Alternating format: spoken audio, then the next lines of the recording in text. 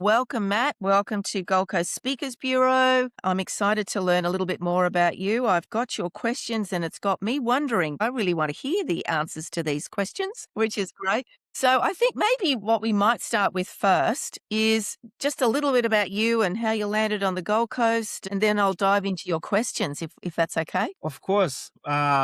You can see I'm wearing my Brazilian t-shirt here. So in the World Cup today, there was a Brazilian game happening just now. So it's perfect timing. You could win 3-0.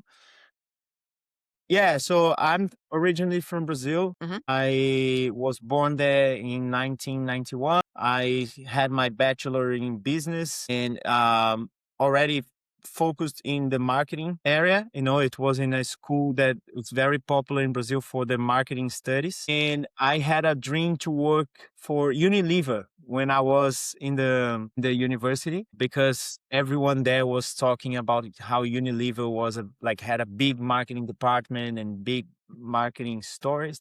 Yeah. So I was happy that I could join Unilever in their marketing team. Like, I started as an internship, then I became a full-time marketing analyst, coordinator, and I worked there for 6 years in a row. And then I decided to move abroad from Brazil. And I wanted to surf. I wanted to live close to the beach. So I decided to come to the Gold Coast 2017. And that's when I kept working with marketing, but more into small and medium-sized business. So I went from a large company in Brazil in a big office building, and many people working there, and then came to the Gold Coast where most of the business like small and medium size. So it was good that I could have this other experience as well. Long story short, that's how I Amazing. came from Brazil to here. And it's interesting, I've met a few people who've come from Brazil to the Gold Coast, and one of them said to me, "Well, similar climates, Joanne. Nice beaches, good sunny weather, not too cold in wintertime." So I totally get that. Yes. Totally get that. So if we look at, so I'm very curious about this. So my question is, how do you go from being a Brazilian jiu-jitsu competitor to running a marketing automation agency in the Gold Coast? So we've heard how you landed here, but how did you shift from competitor to marketing on the Gold Coast? Yeah. So as I said, when I came to Australia, I started working with small and medium sized businesses. And I was lucky that by then I was already a purple belt in Jiu Jitsu, which is the belt right in the middle, like between the white and black. So I was already a passionate for Jiu Jitsu. And I was lucky to find a job in the biggest jiu-jitsu brand, which is Gracie Barra. They have over 1,000 schools worldwide. It's the largest jiu-jitsu business in the world. And I could find an opportunity to work in their marketing department. So in one of the schools. So I started working for them and training there. I was basically living in the gym, because I was training and working there. So I would wake up in the morning, go there, and then spend the whole day there. At the same time that I was working their marketing, I was training a lot. So I was competing. I started competing and doing really well because I was, as I said, living in the gym basically. Yeah, yeah. And I was competing a lot, but that's how I got these two worlds in one. I was like, my whole day was marketing and jujitsu, marketing and jujitsu. And I could apply everything that I learned from there for small business and stuff into other small business as well. So I started advertising all the marketing job that I was doing for them for other small and medium sized businesses. And that's how I could become and open my agency back then. So when did you open your agency on the coast? So I started doing this early last year. So it's been 1 year and a half. Nice one. And I have to ask you, what belt color are you now? Black. What belt? Yeah, no. Black. Oh, congratulations. Congratulations. That's Thank mate. you. That's no small effort.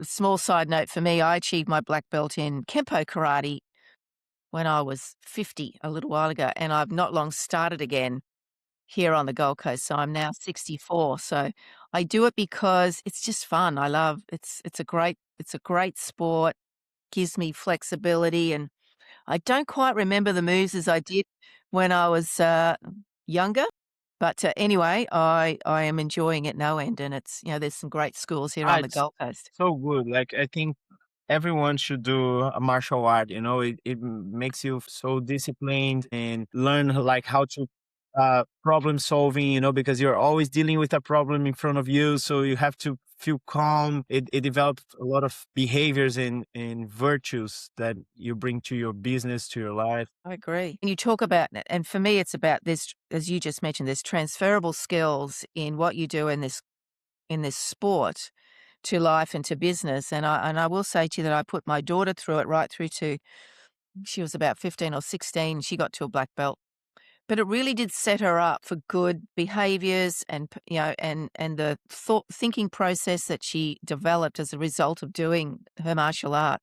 I totally agree with you from that perspective. So, well, it's super interesting. We've got some similarities there. I'm certainly not in marketing. So, if we move into the marketing work that you do now and in your business, what might be the biggest mistake you see service-based businesses make when it comes to digital marketing? Like, I know I speak to many small business owners about the marketing and, some of them love it, some of them hate it, some of them do it really well, some don't. So from your perspective of the expert in this space, what's the biggest mistake you see? I think like marketing is a very broad word. Like, I know Indeed. that if we ask five people like what is marketing for you, we're gonna have five different answers. Exactly. And for me, marketing is a system.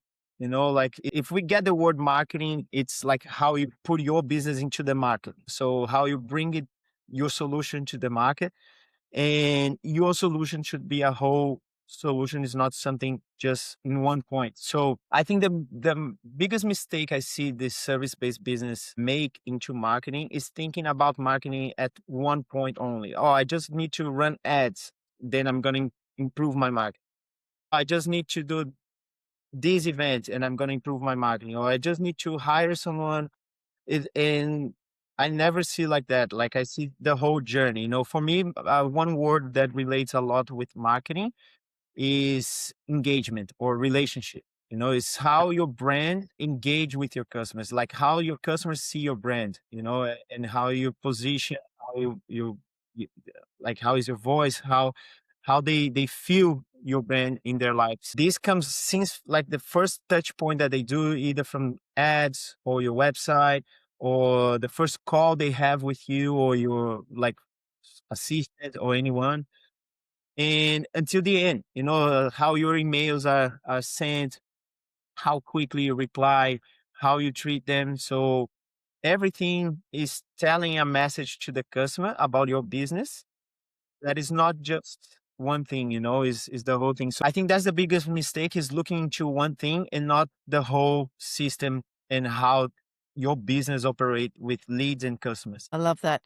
What I hear in that, and I'm a huge believer in brand and marketing and the message, but one of the things to take it to the next level, and I'd like to hear your thoughts on that, is the consistency of how you say, how you turn up, so whatever wherever a person finds you, whether it's on LinkedIn or Substack or Facebook or an EDM or your website, how important is it therefore for you, as I said, I'd like to hear your viewpoint of how consistently that shows up across those various social platforms and even face to face, even a vehicle like this. What's your thoughts on that? Yeah, I think, going back to the martial arts, like, we have a sentence that says consistency is the key, right?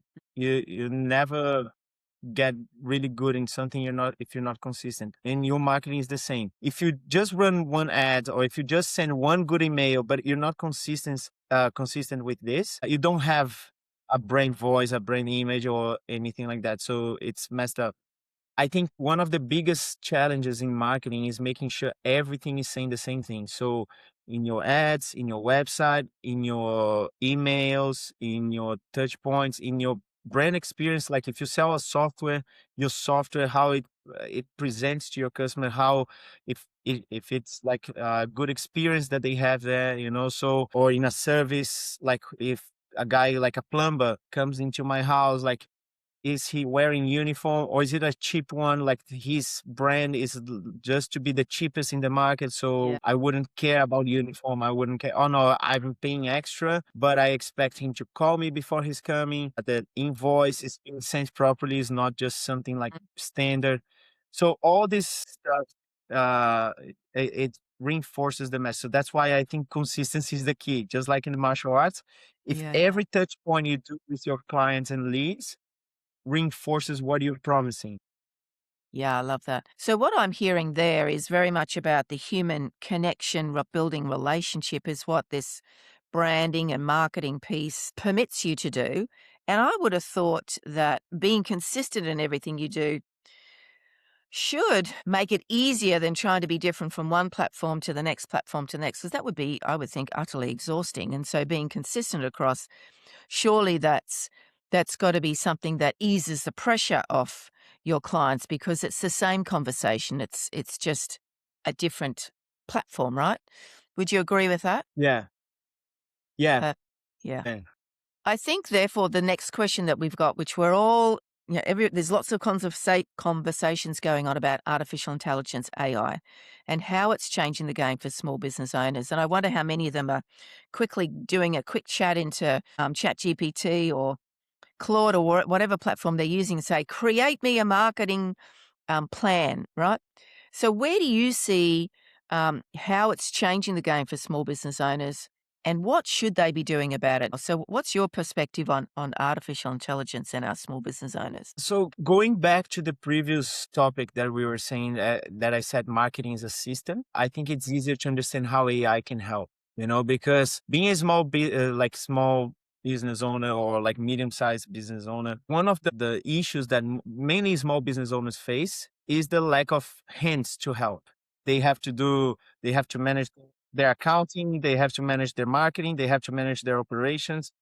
And like, even though you might do it well, there is a plateau, like that's my limit, like, Mm, so for you to scale, and I always say that to my clients, there's a difference between growth and scaling, right? So growth, if I need to grow my business and I'm doing X with one person, I can do double X with two people. So I'm growing the business.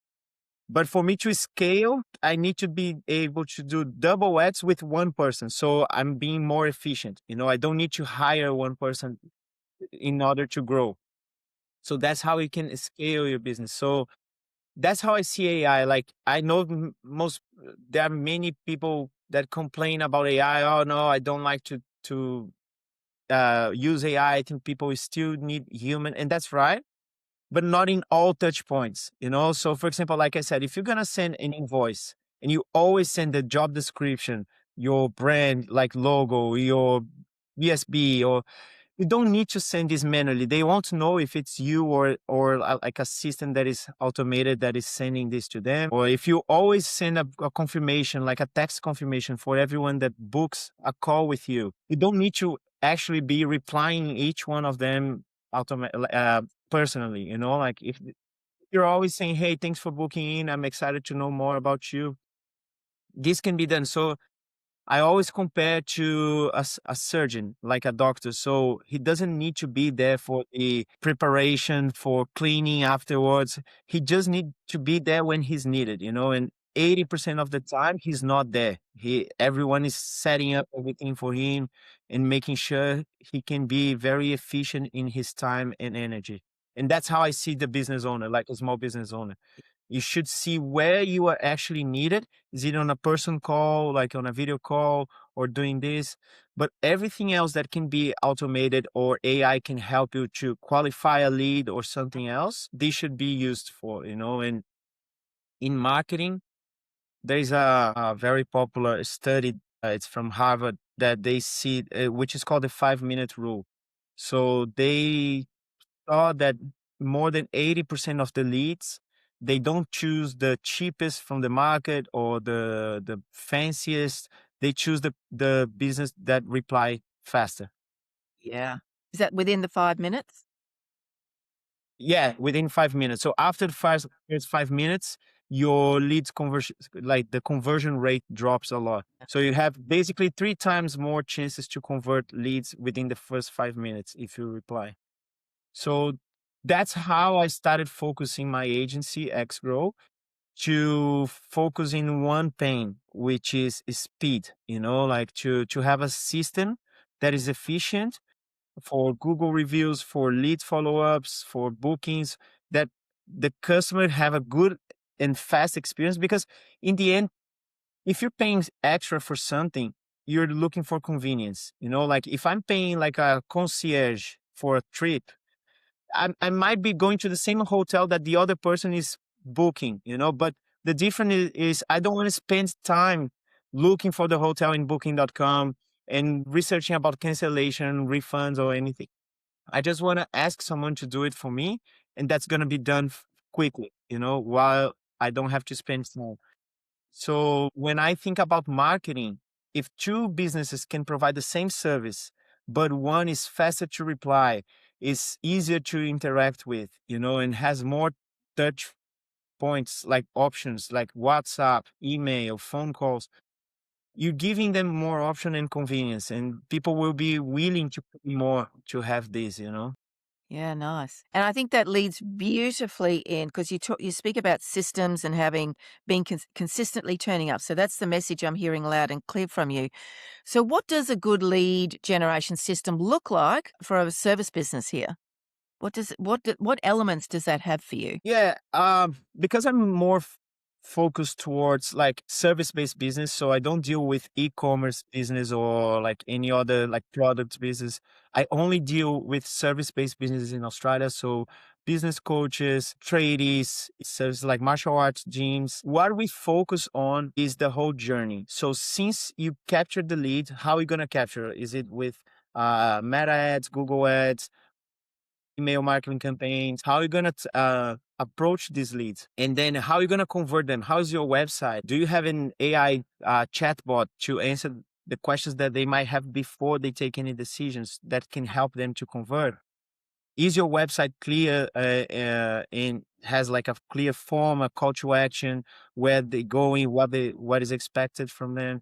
After they submit a form or they engage with your company, like they make a call, do they receive anything like in the first 5 minutes? Like for the next action, so a booking link or any like confirmation email or something like that.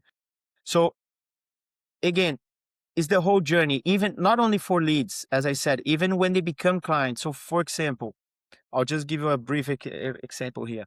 In this gym that I work with, Gracie Barra, we mapped that most of the cancellations are for people in the first 8 weeks, and the reason is that we saw that people need 8 weeks on average to build the habits to train martial arts. So in the first 8 weeks, they're still not used to go there or attend twice a week, which is what's required. So which means that in the first 8 weeks, if they don't develop this habit of training there twice a week, probably they're gonna quit. It's gonna Yeah. be too hard. Mm. So what we did is we set up an automation for the first 8 weeks so they could receive basically email and text messages throughout the first 8 weeks, where it would encourage and reinforce the benefits of jiu-jitsu for them. So hey, you're in the first week, probably your body is still sore, you're learning how to make moves, the classes feel a bit confusing, but that's normal. Things that they might have in their mind. Yes. And Yes. then we saw the retention rate increase by 100%. They had like a retention, like a drop off, or like a churn rate in the first 8 weeks from like more than 15%, and now it decreased to 4%.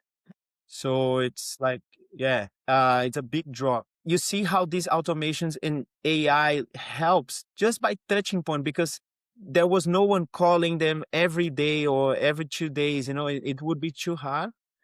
But again, a good lead generation system, but not only leads, but customer lead generation system as well, is built on every step, making sure they are being listened, and you are talking to them and reinforcing them what they need to hear in each touch point. I love that. And again, this is about the human understanding the human journey, if you use the jujitsu school, of what they're feeling. And and I will confirm when I restarted my karate journey, yep, my body felt a bit sore, and they were completely different moves to what I've known before, and so I had to make a concerted effort to practice. I don't get that customer journey that you've shared, and that would be pretty awesome if it did. But what I'm hearing here is, again, consistency, systems, human touch. Would that be Yes. the Yes. right summary of that? That's amazing. Correct. Yeah. I So, think it's a combination, like when you asked about AI before, is mm, being able to combine like a system and AI with the human touch. It's not either one or the other. It's both complementing each other. yeah, I love that.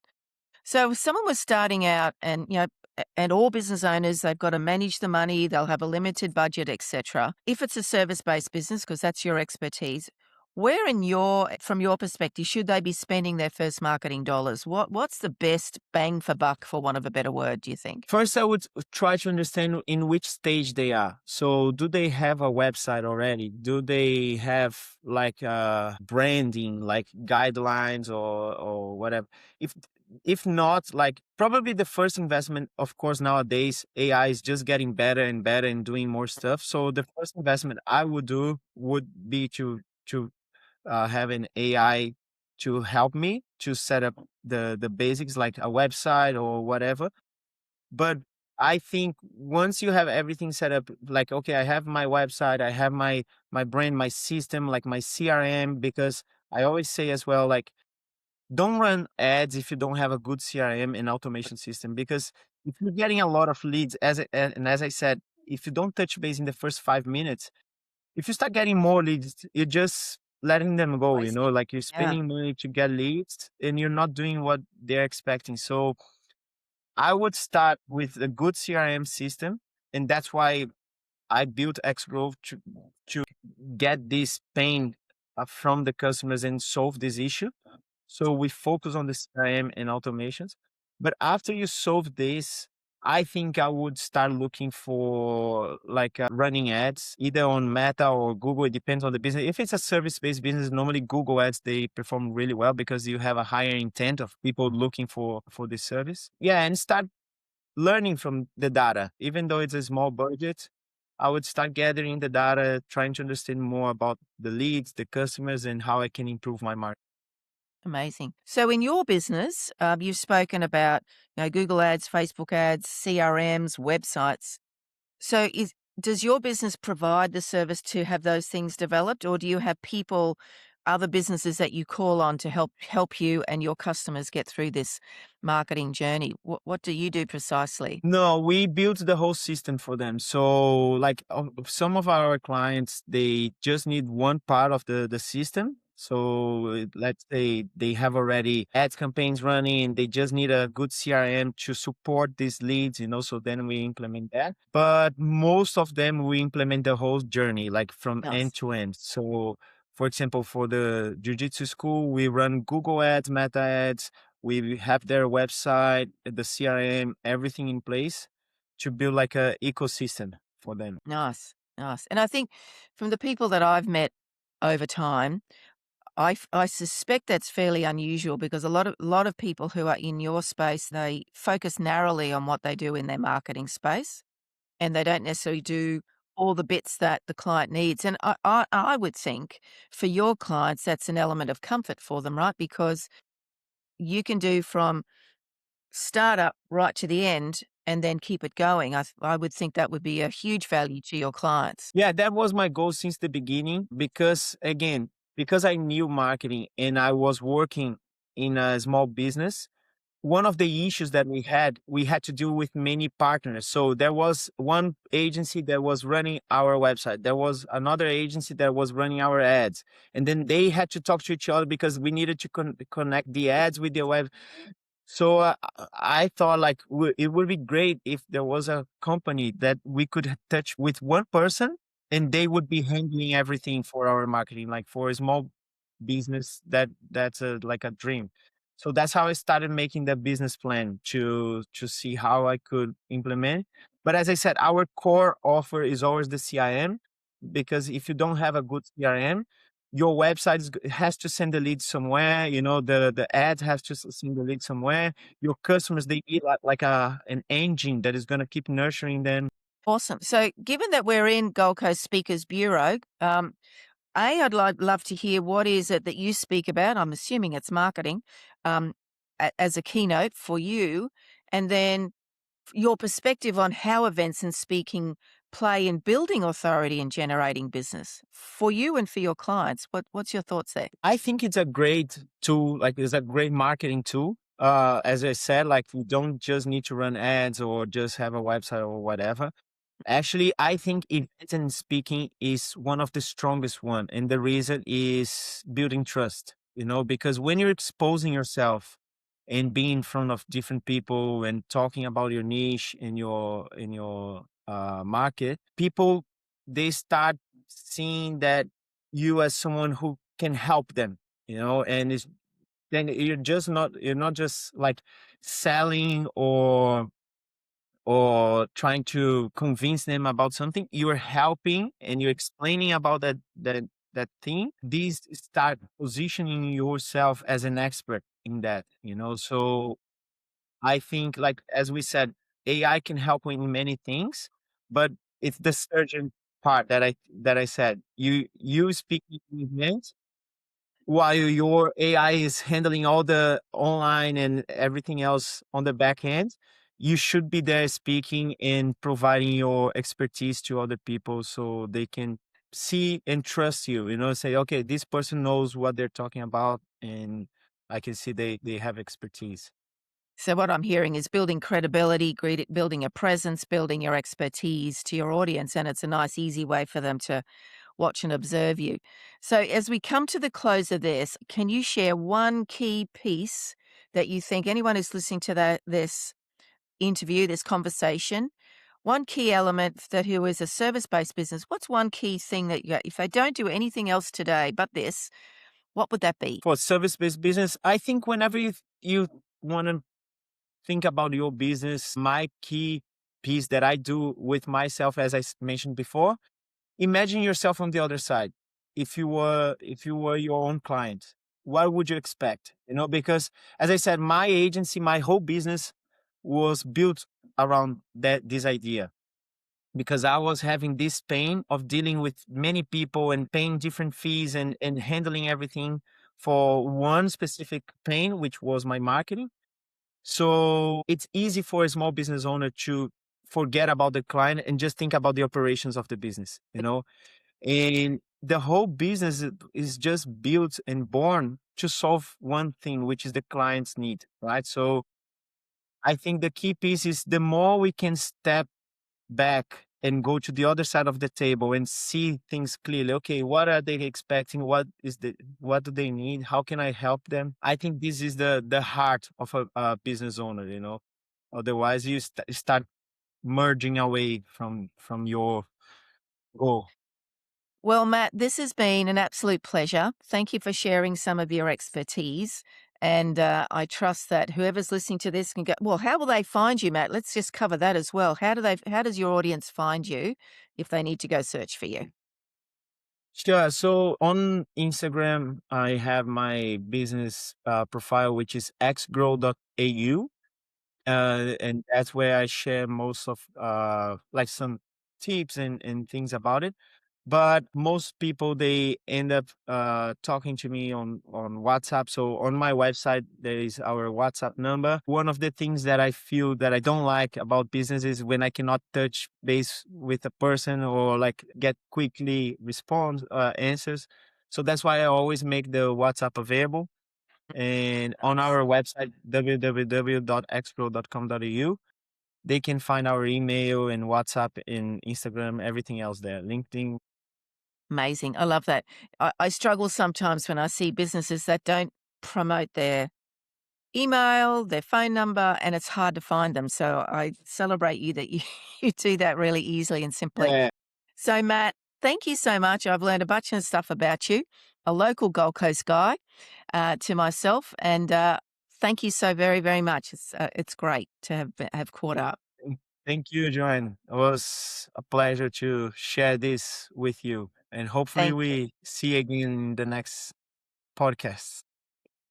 Thanks for tuning in to the Gold Coast Speakers podcast. If you love this episode, share it with someone who needs to hear it. And if you're looking for your next speaker or even ready to step onto more stages yourself, you know where to find us, goldcoastspeakers.com.au. I'm JJ Person-Jones, founder of Gold Coast Speakers. And until next time, keep showing up, keep showing your voice and making waves.